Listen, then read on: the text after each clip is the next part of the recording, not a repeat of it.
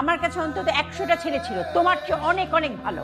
আমি চাইলে আমার মেয়েকে বিয়ে দিতে পারতাম, শুধু ওর জোড়াজুড়িতে আমি তোমাকে পছন্দ করেছিলাম। নিয়ে যান আপনার মেয়েকে,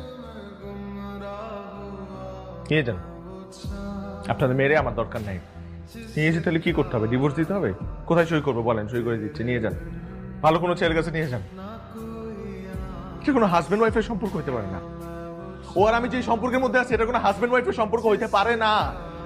প্রতিদিন সকালবেলা ঘুম থেকে ওঠার পর আমি ওর জন্য নাস্তা তৈরি করি, লাঞ্চ রেডি করি, তারপর আমি অফিসে যাই, অফিসের সব কাজ শেষ করে আমি বাসায় আসি, থালা বাসন দিয়ে ওকে খাবার রেডি করে দিই, ও ঘুমায়। মাঝে মধ্যে রাত 2টার সময় ঘুম থেকে উঠে আমাকে বলে ও আইসক্রিম খাবে, ও পায়েস খাবে, ও পিন্নি খাবে, আমি ওটা রেডি করে দিই ওর জন্য অ্যারেঞ্জ করি, যেমনি হোক আমি অ্যারেঞ্জ করি। কিন্তু আমি ওর জন্য যোগ্য না। বাহ, কি সুন্দর করে বলে দিলেন যে ওর আরো ভালো অপশন ছিল। তাহলে নিয়ে যান না আপনার মেয়েকে, নিয়ে যান। আজ পর্যন্ত ও একটাবার আমায় জিজ্ঞেস করছে যে তুমি কি খাবা, আজকে ছুটির দিন আমি তোমার